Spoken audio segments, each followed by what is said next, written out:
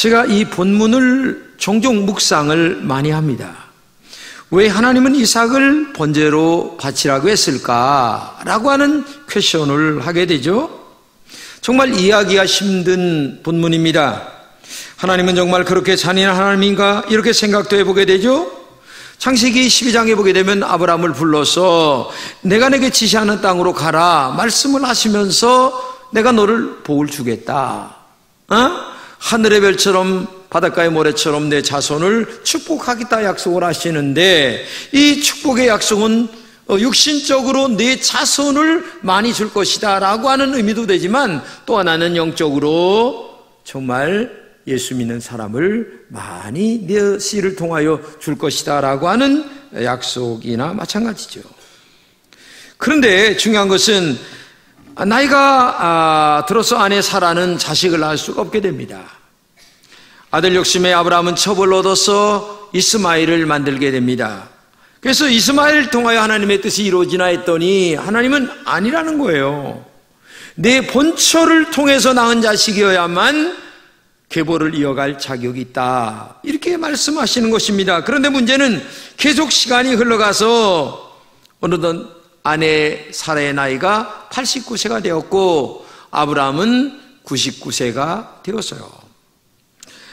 그런데 이삭에도 이렇게 1년 정도밖에 안 되는 요 시간에 찾아오셔서 하나님이 내년 이맘때에 또 아들을 낳을 것이라고 하는 말씀을 하신단 말이죠. 그러니까 아브라함과 사라가 막 웃었어요. 킥킥 웃으면서 말도 안 되는 소리를 하나님이 또 하신다. 옛날에 하시더니 지금도 또 그 말을 또 하시네, 이상하네 하면서 마음에 킥킥킥 웃었어요. 저는 이 아브라함과 사라의 웃음을 보면서 아브라함의 믿음이나 오늘 우리들의 믿음이나 별 차이가 없다는 것을 느꼈어요. 왜냐하면 형편과 처지를 보면서 하는 신앙생활이었기 때문에 오늘도 많은 사람들이 하나님의 전능하심을 믿는 게 아니라 형편과 처지를 따라 예수를 믿거든요. 근데 아브라함의 믿음도 뭐 별 수 없었어요. 내가 나를 봐도 그렇고 아내를 봐도 그렇고 뭐라 할까, 임신을 할 어떤 조건적 것이 아무것도 없는데 내년 이맘때 아들을 낳는다고 하니까 웃지 않을 사람이 누가 있겠습니까? 응? 아이를 낳으려면 여자는 생리가 있어야 되고, 그런데 사라는 생리가 끊어진 지가 벌써 오래되었습니다. 그리고 이 아브라함이라고 하는 할아버지는 목숨이 붙어 있을 뿐이지 무슨 뭐 어떻게 할 능력이 없는 사람이거든요. 그러니까 웃을 수밖에 없는, 웃지 않을 수 없는 처지에 오셔서 내년 이맘때 아들을 낳겠다고 하시니까 웃지 않을 수가 없는 거죠. 그런데 놀라운 일이 일어났습니다. 사라가 정말 임신이 된 겁니다. 기적 같은 일이 일어난 거죠. 그리고 1년이 지난 후에 아들 이삭을 낳는데 정말 기적이 상식이 되는 것처럼 하나님 말씀이 그대로 이루어진 거예요. 이때 아브라함은 하나님이 살아계시다는 것을 머리의 신앙이 아니라 가슴의 신앙으로 믿게 됩니다. 하나님은 전능하시다고 하는 확실한 믿음을 가지게 되는 거예요. 하나님에게는 불가능이 없다라고 하는 믿음을 갖는 겁니다. 아들 이삭을 낳자 이런 확실한 마음이 분명하게 가슴 속에 자리 잡게 되죠. 이제 아브라함의 삶에서 하나님은 확실하게 믿어지는 살아계시고 전능하신 하나님으로 자리 잡게 됩니다.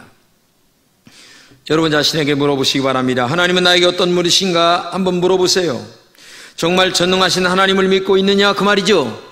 살아계신 하나님을 믿고 있느냐 그 말입니다. 그런데 왜 낙심하고 있느냐, 왜 기도하지 않느냐, 왜 좌절하고 있느냐? 이 전능하신 하나님을 확실하게 믿지 못하기 때문에 그런 믿음이 오는 거죠. 우리는 하나님의 약속을 받았습니다. 그러나 우리의 믿음은 약속대로 안 될 것 같기 때문에 때로는 웃기도 하고 때로는 슬퍼하기도 하고 때로는 눈물을 흘리기도 하는 거예요. 그래서 이상하게 잔머리를 굴리면서 첩을 얻어서 이스마엘을 만드는 아브라함의 짓거리를 오늘 우리가 지금 하고 있다는 얘기예요. 이 잔머리를 굴려서 이스마엘을 만드는 믿음에는 하나님의 살아계심을 체험할 수가 없어요. 이상하게도 사람들은 전능하신 하나님을 믿지 못합니다. 그래서 이스마엘을 만드는 신앙에 머물고 있는 사람들이 오늘 현대 교인들의 영적 수준입니다. 우리가 이스마엘을 만드는 것은 하나님의 말씀을 믿지 못한다는 증거죠. 우리는 내년 이맘때에 아들을 낳겠다고는 말씀을 하실 때에 웃고 있는 아브라함과 사라의 믿음이 아닌가 생각해 보시기 바랍니다. 우리의 믿음은 하나님의 말씀을 믿기보다는 나의 형편과 처지와 위치와 모든 조건들을 먼저 따져서 하나님 앞에 나아가는 믿음이라는 얘기죠. 하나님의 살아계심과 전능하심을 먼저 믿는 믿음이 아니란 얘기죠. 오늘 우리의 믿음의 경계선이 여기에 있습니다. 나의 형편과 처지를 넘어서서 말씀을 믿는 신앙을 가지고 있지 않다는 얘기입니다. 사라에게 내년 이맘때에 아들을 낳겠다고 할 때에 자신의 처지를 보고 웃고 있는 모습이 오늘 우리들의 신앙의 영적 수준이란 얘기죠. 현실과 말씀이 조화를 이루지 못할 때에 우리는 허탈한 웃음을 웃어 보일 때가 많이 있습니다. 이것은 하나님을 모욕하고 전능하신 하나님을 비웃는 우리의 영적으로 잘못된 신앙이란 얘기입니다. 그런데도 하나님은 참아주십니다. 인내하신 하나님의 사랑이 우리에게 있기 때문에 그래요. 그래도 약속을 이루어주세요. 그래서 아브라함이 100살이 되었을 때에 아들을 주십니다. 정말 믿을 수 없는 일이 일어나는 거죠.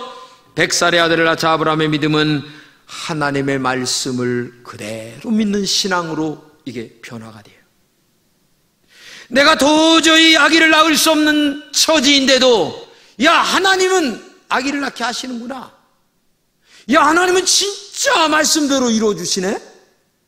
하나님은 전능하신 분이야. 안 될 거를 되게 하시네. 이게 아브라함이 믿음이 확 바뀌어지게 되는 거예요. 오늘도 여러분들이 이런 영적 경험을 해야 됩니다. 이런 영적 경험을 하기 위해서는 먼저 나에게 필요한 것이 있어요. 하나님 말씀에 어떤 일이 있어도 순종해야 된다고 하는 거예요. 이 믿음이 있을 때에 나에게 아브라함과 같은 영적 경험이 이루어지고 내 믿음은 일추월장 커가서 야, 누가 뭐래도 하나님은 살아계셔. 환경과 조건을 초월하시는 분이야. 이렇게 마음에 믿어지게 되는 거죠. 그래서 아브라함은 하나님 앞에서 정말 축복의 길을 걷게 된다는 얘기죠. 아브라함은 그렇게 꿈에도 그리던 아들을 얻었습니다. 이삭이 점점 자라나는 것을 볼 때 너무너무 행복한 거예요. 하나님이 세상에 100살의 아들을 낳아가지고 이렇게 세상에 이삭이 크는 걸 보니까 마음에 너무너무 기쁜 거예요. 그러면서 마음속에 하나님, 내가 죽어도 원한이 없습니다. 이제 얘가 대를 이어서 하나님의 일을 다 할 것인데 난 죽어도 여한이 없습니다 하면서 너무너무 행복한 나날을 보내고 있는 거예요. 세상에 이삭이 크는 걸 보니까 너무너무 무럭무럭 잘 크고 밥도 잘 먹고 그 다음에 얼마나 준수한지 애비보다 자식이 훨씬 나은 것처럼 보이는 거야. 그때 그 아브라함의 마음과 기분과 생각을 여러분 짐작이 가죠? 어떤 기분으로 아브라함이 살고 있었던가를, 행복이 무엇인가를 온 마음과 그리고 정말 삶으로 느끼고 있었어요. 그런데 문제는 한 가지, 자기도 모르는 사이에 이삭이 하나님보다 더 사랑하는 우상으로 바뀌어져 가고 있었다는 거예요. 자기도 모르는 사이에. 근데 오늘 본문에 보면 그렇게 사랑하는 이삭을 하나님이 번제로 바치라 이렇게 얘기를 하시는 거예요. 그러면서 하는 말이 시험하려고 이렇게 얘기합니다. 그 시험한다고 하는 말은 테스트한다는 얘기입니다. 테스트한다고 하는 말은 뭡니까? 내가 행복하게 잘 사는 것을 보니까 정말 나 기분 좋다. 너 자식 잘 키우고 정말 행복한 거 마음 기분 좋다. 그런데 한 가지 문제가 있는 것 같다. 아들 이삭이 나보다도 사랑하는 우상이 되는 것 같아.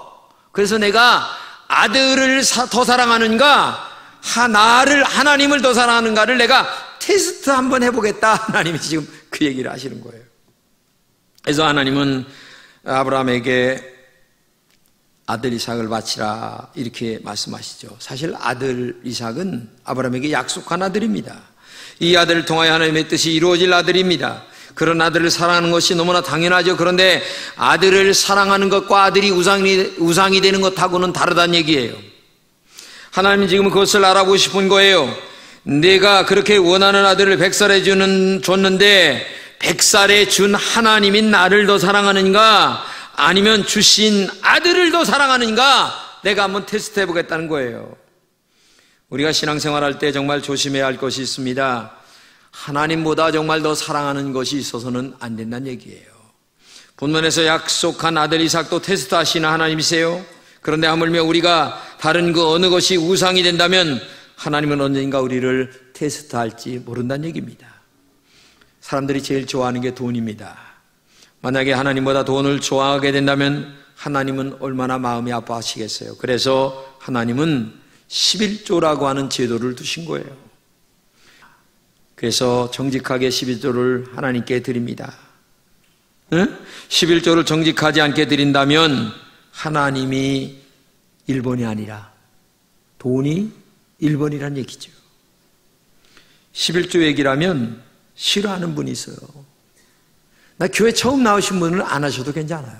근데 때가 돼서 신앙이 뭔가를 아는데도 돈이 우상이 돼서 안 하시는 분들에게 해당되는 얘기예요. 그래서 신앙생활 정말 잘못하는 거죠. 11조를 바르게 하지 않는 분들에게는 하나님은 언제나 2등, 3등이고 돈이 1등이다 라고 하는 증명을 보이고 있는 거예요. 그래서 하나님의 제도를 만들기를 그래 돈 좋아하는 거 내가 안다. 그러나 돈보다는 나를 사랑해야지. 그러면서 11조를 바치는 룰을 하나님이 정하시면서 하나님 나 돈 좋아합니다. 근데 하나님보다는 덜 좋아합니다. 그 표시를 내는 게 11조예요. 여러분 명예 좋아하죠. 명예를 얻기 위해서 감투를 쓰는 분들 많아요. 명함을 보게 되면 무슨 감투가 그렇게 많은지 몰라요. 뭐 별의별 감투 거기 안 적어도 될 감투를 다 적고 있어. 아이고. 근데 이 감투를 쓰다 보니까 시간이 없어. 여기도 가야 되고 저기도 가야 되고 여기도 얼굴 비춰야 되고 저기도 가. 그러다 보니까 예배 시간에 빠지는 거야. 여러분 시간에 일주일이라고 하는 시간을 하나님이 우리에게 주시는데 시간 속에서 나는 하나님이 제일 좋은 하나님이십니다 라고 해서 예배를 일주일에 한 번씩 드려라 라고 하는 이 제도를 만드신 것이 예배의 제도예요. 주일 성수의 신앙이에요. 시간의 관념에서 하나님이 1번이라는 표시를 하는 거죠. 그런데 명예 감투 때문에 하나님은 2등, 3등이야. 바쁘면 나오고, 아직 안 나오고, 안 바쁘면 나오고, 하나님은 맨날 꼬두발이야. 이거 여러분 되겠습니까? 말이 안 되는 거죠. 하나님 말씀하시려는 얘기가 뭐냐? 내 자식도 우상이 되어서는 안 된다는 것인데 하물며 물질이 우상이 된다든지 명예가 우상이 된다든지 이건 말이 안 된다는 얘기죠. 아브라함은 하나님이 이삭을 바치라고 할 때 즉시 순종합니다. 아들을 데리고 모리아산으로 올라갑니다. 번제를 드리려고 가는 그 아브라함의 심정을 한번 생각해 보세요. 그리고 이삭을 제물로 바치는데 하나님이 그때 음성을 들려주세요. 같이 한번 읽겠습니다. 아브라함아 그 아이에게 내 손을 대지 말라. 그에게 아무 일도 하지 말라. 내가 내 아들 독자까지도 내게 아끼지 않았으니 내가 이제야 내가 나를 경외하는 줄을 아노라. 그리고 수풀에 걸린 양을 들어서 제물로 바치게 되는데 우리는 이 사건 속에서 깊이 묵상해야 될 세 가지가 첫째는 뭐냐? 아브라함은 아들이 우상이 되지 않았다는 겁니다. 아브라함은 아들을 정말 사랑했습니다. 그러나 하나님보다 사랑하지 않았습니다. 만약에 아들을 정말 우상이 되었다면 하나님 이렇게 얘기했을 거예요. 하나님 아버지, 약속으로 주신 아들을 번제로 바치라면 되겠습니까? 말도 안 됩니다. 늙은 나를 대신 내가 바칠 테니까 나를 제발 데려가시고 얘는 살려서 대를 이어가게 해주세요 하며 얘기를 했을 것 같은데 본문에 그런 얘기가 없어요. 그대로 순종합니다. 이게 중요한 거예요. 내가 내 아들 독자까지도 내게 아끼지 않았으니 이제야 내가 나를 경한 줄 안다. 아브라함에게는 하나님이 1번인 신앙을 갖고 있었어요. 100세의 아들 낳기 전까지는 하나님은 2등, 3등이었습니다. 근데 아들을 낳는 경험을 하면서 하나님은 전능하시다는 것을 알게 됐어요. 그러면서 아들이 2등이고 하나님이 1번이었다는 거죠. 두 번째는 내가 이제야 나를 경외한 줄 알았다, 이렇게 얘기합니다. 이제야라고 하는 말은 지금이라는 얘기입니다. 지금 내가 나를 정말 사랑한 줄 알았다. 그러면 이제까지는 어떤 신앙이었습니까? 하나님의 은혜로 부어주시는 신앙이었어요. 지금 우리도 마찬가지입니다. 우리가 하나님이 1번이라고 하는 신앙이었기 때문에 우리가 축복받고 잘 산다? 나는 그렇게 생각 안 해요. 하나님이 지금까지 지내온 것 주의 크신 은혜로 여기까지 온 겁니다. 너무너무 감사한 거예요. 우리는 하나님 앞에 부족한 것이 너무나 많아요. 그래도 하나님이 은혜로 도와주셨어요. 불쌍히 여겨주신 거예요. 이게 하나님의 사랑이죠. 세 번째는 순양을 대속제물로 드려진 제사이었습니다. 하나님이 이삭을 제물로 드리라고 했는데 그 이삭을 제물로 바치는 순간에 이미 예비된 순양이 있었어요. 이것은 하나님의 의도하신 기쁜 뜻이란 얘기입니다. 그것은 먼 훗날 우리의 죄를 대속하실 예수 그리스도를 미리 예비해 놓으셨다고 하는 숨겨진 영적인 기쁜 뜻이 있다는 얘기죠. 그렇기 때문에 여러분과 저의 구원은 오늘 하루아침에 만들어지는 게 아니라 벌써 하나님이 이 세상을 만드실 때에서부터 우리를 구원하실 계획을 만드신 거예요. 그리고 예수님이 때가 되면 십자가를 지고 죽으실 것을 마련하셔서 그 예수를 통하여 우리를 구원받게 하시는 하나님의 이 엄청난 예비된 계획이 우리에게 깔려있다고 하는 사실을 우리는 믿어야 될 줄로 믿습니다. 성경은 이것을 이렇게 얘기하십니다. 같이 읽겠습니다. 그리스도께서 죄를 사하시려고 단번에 죽으셨습니다. 곧 의인이 불의한 사람을 위하여 죽으신 것입니다. 그것은 그가 육구로는 죽임을 당하시고 영으로는 살림을 받으셔서 여러분을 하나님 앞으로 인도하시려는 것입니다. 참 놀라운 사실입니다. 그렇기 때문에 이 구원이라고 하는 것이 너무너무 소중한 거예요. 하나님의 엄청난 계획 속에서 여러분과 제가 이 자리에 나와 앉아서 천국 가게 하시는 그 은혜를 맛보게 하시려는 하나님의 구원의 계획 속에서 내가 이 자리에 나왔다는 것 자체가 얼마나 큰 사랑인가를 여러분 믿음으로 받아들이시기를 바랍니다. 하나님은 본문에서 이렇게 말씀하십니다. 내가 내 아들 독자까지도 내게 아끼지 않았으니 내가 이제야 네가 나를 경외한 줄 안다. 그런데 이 말씀을 팀 켈러는 바꿔서 이렇게 얘기합니다. 같이 한번 읽겠습니다. 시작. 저는 사랑하는 독자까지도 하나님에게 아끼지 아니했습니다. 하나님이 정말 저를 너무나 사랑하는 줄을 알았기 때문입니다. 대단한 말입니다. 독자를 왜 아끼지 않았느냐? 너무너무 나를 사랑하기 때문에. 나는 분명히 하나님이 이 아들 대신 뭔가를 만드실 하나님을 나는 알았기 때문에 그래서 나는 이삭을 바칠 수 있었다는 얘기죠.